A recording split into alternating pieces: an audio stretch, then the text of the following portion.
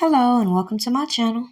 Go ahead, hit the like, hit the share, subscribe if you haven't already, and make sure your notifications are on all so you don't miss any of my uploads. Now, when I first saw this clip on Facebook, I couldn't help but laugh my ass off. The first thing I'm looking at is these goddamn church socks she got on trying to be sexy. Now, I just can't make this shit up.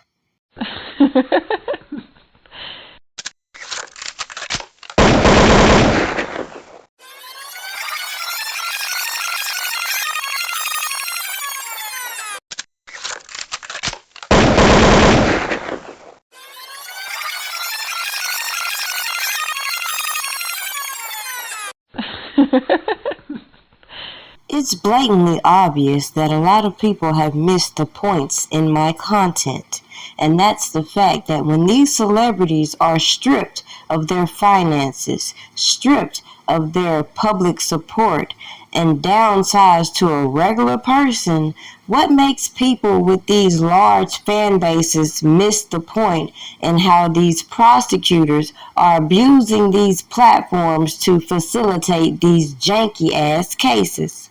And on the flip side, why is it in the black communities when you hear a little bad news, you get so defeated, you give up hope, and you forget there's other alternative options you can apply instead of going along to get along with these foolish ass narratives and one-side biased news reporting? Make sure you like this video, share it, and subscribe if you haven't already. Let's get into it. I can make it happen.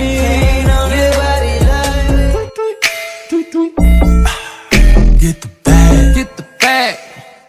Y'all niggas know what it is. You know we get the bag, get the bag.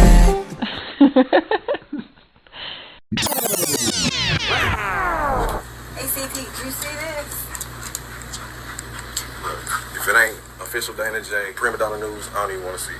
Just take the time.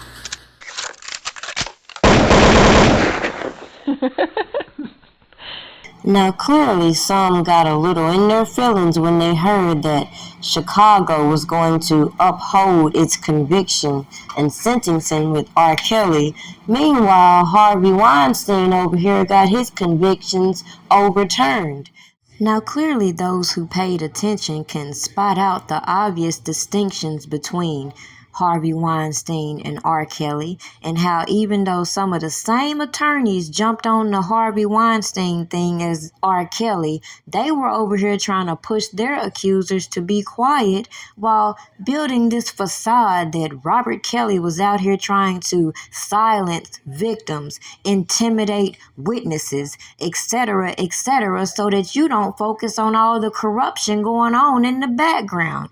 Nonetheless, people skip past all of the lies that were exposed during the trial, listen to them say, we're going to uphold his conviction, and every time you hear bad news, they're running to their podiums to announce it.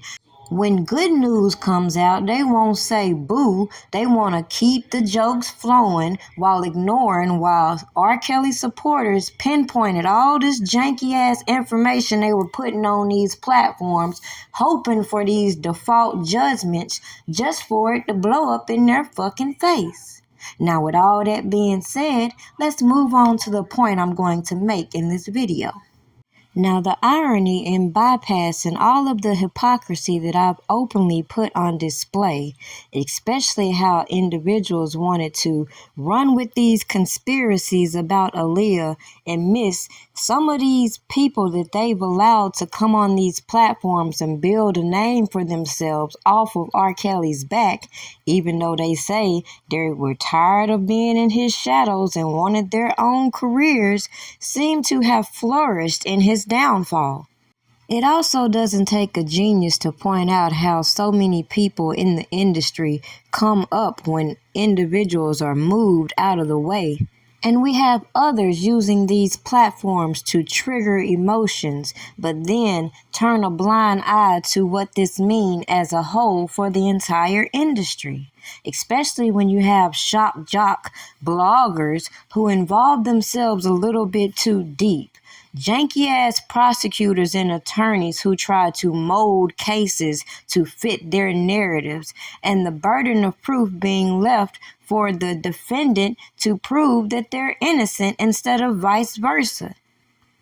So you can just imagine the emotions that were triggered when I saw Queen Bee enabling the fuckery with R. Kelly's ex-wife and joining her little leg shaking challenge. As quick as they say Beyonce knows everything that's going on these platforms, it's mighty funny how quiet all of these people were when they've heard these same allegations about their husbands. Now, it was real entertaining watching Jaguar Wright come across these platforms, further enabling weird-ass people to come on here with their story times, attaching themselves with individuals, and we know damn well they're lying, then watch them fall out on these same platforms and expose each other. But we, the black community, are just supposed to keep running with these conspiracies, all of these allegations, while common sense questions slip everybody's mind. Like, as quick as they wanted to keep throwing out Aaliyah's name and skip past R. Kelly's ex-wife being right there in the mix from 1995 on up until now, and letting her get on these platforms and keep playing this role like she's trying to choreograph somebody with her old ass, is a joke to me. That's almost the equivalent of now Jaguar Wright running with the conspiracies of what led to Aaliyah's passing, including her being drugged, etc., etc. And nobody will go back and connect the dots in certain individuals coming out on these platforms talking about how Robert Kelly was so afraid of flying they had to drug him to get him on flights and shit like that, and nobody start to put two and two together to realize, something ain't right. These stories just ain't making no damn sense, while the prosecutors are sitting here eating this shit up, trying to manufacture janky ass RICOs. Oops, my bad. That would have meant for you to actually give R. Kelly the benefit of the doubt, like so many people out here windmilling for Diddy and Jay-Z right now. So to bring this video to a conclusion, since it was said that the Beehive believes Beyonce has so much knowledge about what's transpiring on these platforms, you'd have to be a fool to not see what's going on in reference to Diddy and Jay-Z and any other gatekeeper that's been playing in this industry. At the end of the day, it's funny how quick they want to make Drea Lee go viral for her mediocre performances, but then don't want to say how she was right there in the mix of too many coincidences to act like she was just a victim. They expect us to believe that R. Kelly out here giving story times to the side chick over here, but didn't tell nothing to Drea Lee.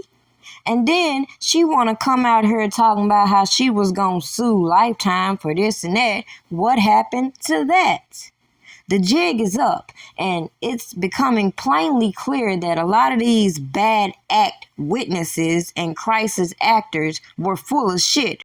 Yet we know black stream media ain't gonna jump on that, because that don't give you the shock jock and the clicks and views that you're actually chasing on these platforms, when the truth has been in your face all this time, whether you went to the trial, looked at what the news reported, or even browsed through the transcripts. So the point? I would think whoever is the PR person for Miss Beyonce would give her a little heads up, because I think they know time is up.